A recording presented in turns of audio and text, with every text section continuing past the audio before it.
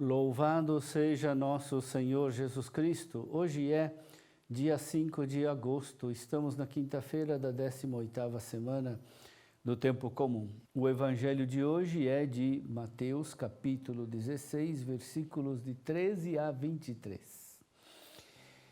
Naquele tempo, Jesus foi à região de Cesareia de Filipe e ali perguntou aos seus discípulos: Quem dizem os homens ser o Filho do Homem?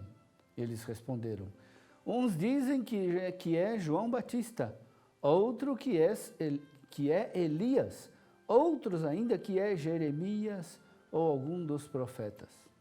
Então Jesus lhes perguntou: E vós, quem dizeis que eu sou?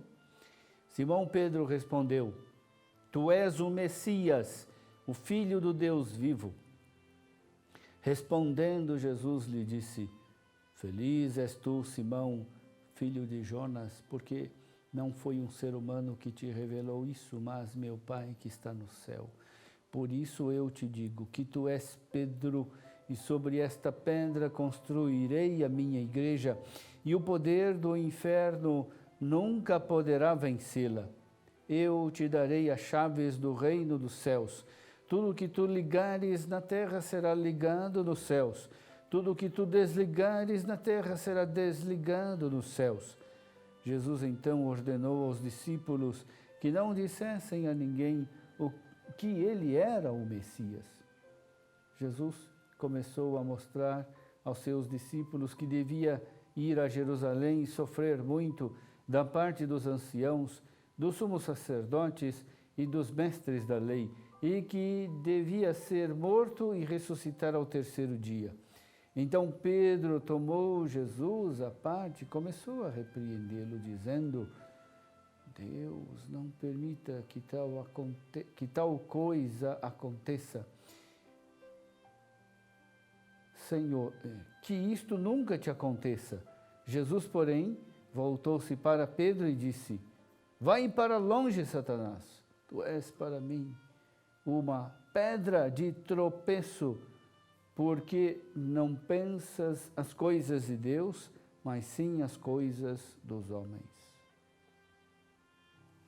Meu irmão, minha irmã, Jesus pergunta aos discípulos sobre sua identidade. Jesus quer ser reconhecido, pois é desejo de quem ama revelar-se a si mesmo com toda a transparência. Primeiro, Jesus pergunta a opinião dos outros e depois a dos discípulos. Com isso, Jesus quer sugerir que a resposta sobre quem é Ele nunca pode se basear na opinião dos outros.